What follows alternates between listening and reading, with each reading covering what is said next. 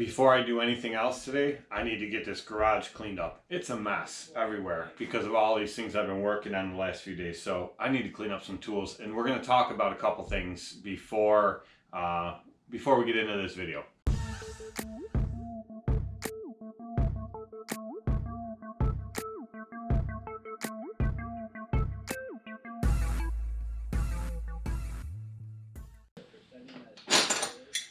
So while I clean up tools, because I refuse to put dirty tools back in my toolbox, we're going to discuss a couple things. And yes, I am using my underwear.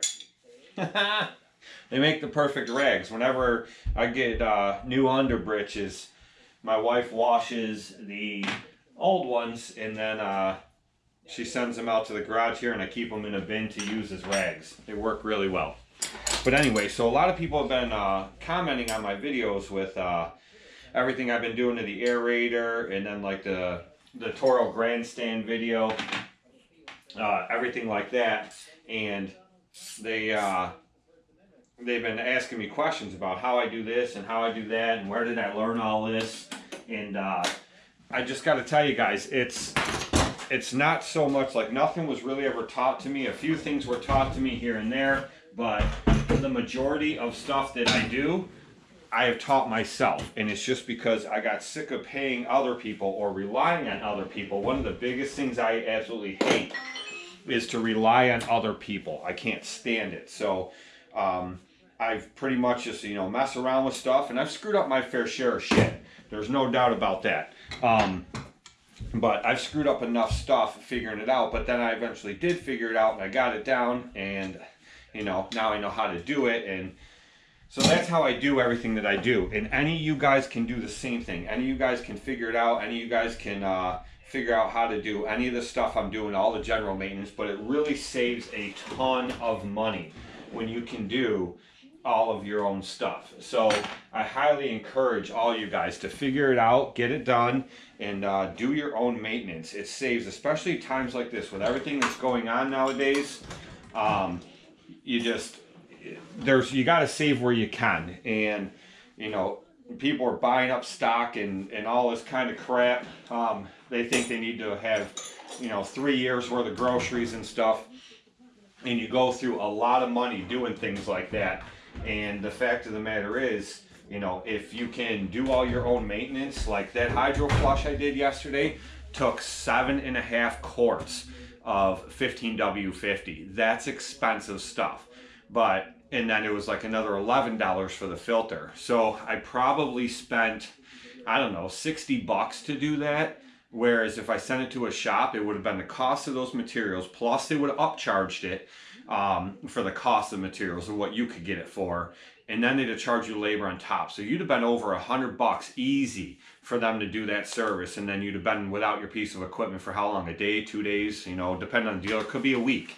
So doing your own stuff gets it back in service a lot faster. It costs you a lot less money, and then you have that money to use in other parts of your business. So I strongly encourage anybody and everybody, figure out how to do regular maintenance.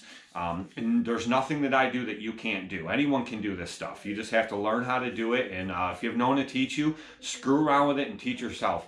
You can rebuild a freaking engine just by watching YouTube videos. So learn off of my videos. That's what I put them out here for. Learn off other people's videos, but you guys can do this. Anyone can do this.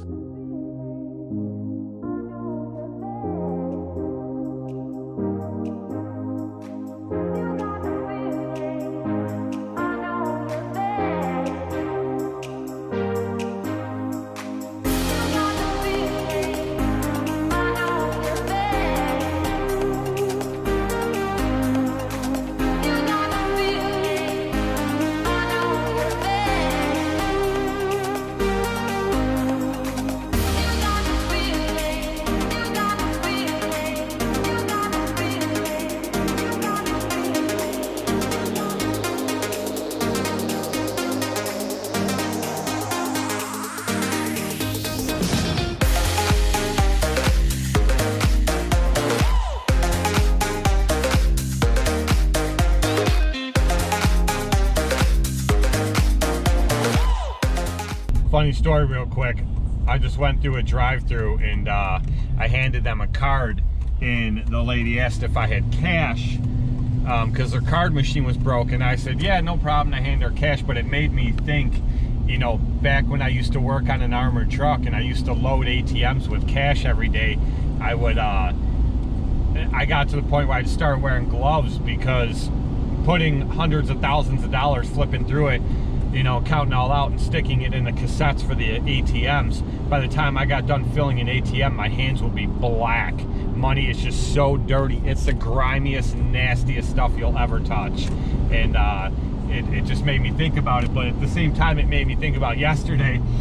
I was sitting in the garage and Richie Plemons called me, and he told me to hold on a second. He was going through a drive-through, and so the whole time I'm listening to him talk to this lady at the drive-through, and they're calling each other hon, and the lady's like, are you sure that's all you want, hon? And okay, hon, is that gonna work for you? Is that everything? And just so sweet. And I'm sitting there thinking, I'm like, it ain't like that in New York State. New York State, they're like, drive to the next window. Like, they're nowhere near as sweet as they are in the South. But it was really funny because Richie had me on speakerphone playing through, you know, his phone's playing through the speakers in his truck. So he's ordering food, and I'm talking to the phone. I'm like, oh my God, Richie, I can almost hear you getting fatter. And then I could hear him laugh a little bit, but I didn't know I was on speakerphone when he's talking to this lady. And then she asked him, she goes, would you like a Frosty ice cream with that? And I go, no, don't do it, Richie, don't do it. And the whole time this girl can hear me at the drive-thru, and I didn't even know it was on speakerphone, but it was just too funny. But yeah, that's a huge thing, man. And I used to live in the South, so I know what it's like. Totally different people when you're going through a drive-thru up here in New York versus down there in the South. So we have a new problem on our hands. Now, I had an issue with this aerator starting when I went out back to get it this morning, or the other day, before I brought it up here. And let me show you something. So to start this thing, you're supposed to be able to just turn it on and then keep cranking, and it turns over just like a car would, or a mower or anything else. When I bought it, this push button was here. So you had to turn it on and then push this and hold it, and it's a momentary button, and it would start. And it worked fine.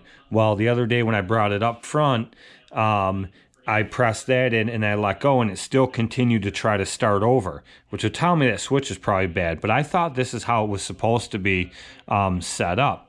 Apparently, it's not, from other videos that I found on these machines. So they added this in, which I'm guessing the reason is because that starter solenoid right there was bad. So I'm thinking that that needs to be replaced, because now I just put a brand new battery in this. I just went up to the city and got a brand new battery because the other one in there was shot, just like I was mentioning the other day in a video. I thought it was. I put a new battery in there, and I got the positive hooked up. Watch what happens when I touch the negative. See? It tries to start, and it's sparking like crazy. So I'm thinking that that solenoid is bad. I disconnected the wires from this switch here, and I don't have the key turned all the way like it's in starting position. So I'm thinking that that ignition is probably bad, because when you turn it over to start, actually it does, it springs back. So the ignition might still be good, but I'm thinking that solenoid is definitely bad. So I just went on Amazon, ordered a new one, and they're saying it should be here tomorrow. But that definitely brings on a new problem. Oh, sorry. I got YouTube on playing in the background. Some of you might recognize this video in this channel. But anyway, so I'm going to have to go and replace that solenoid, and then I'm going to track all this wiring, which is going to be a pain in the butt, and I'm going to see if anything is screwed up. All these wires should probably be pulled off, cleaned, and put back on anyway. I'm sure they're corroded, and judging by the maintenance I've had to do to this thing that I found was not done before I bought it, I'm guessing that it's probably all corroded, screwed up anyway, and nobody ever took care of that stuff. So that'll be tomorrow's video. I'm going to go through this whole thing. I don't know, people ask me how am I doing with my customers. I've had a ton of them contact me just to make sure everything was still on schedule. I had to go meet with another one today that wanted to add some landscaping on this year. He says he doesn't care when it gets done. He just wants it done on top of the normal lawn service. So everything's been going great for me. None of my customers are backing out. None of them are worried about anything.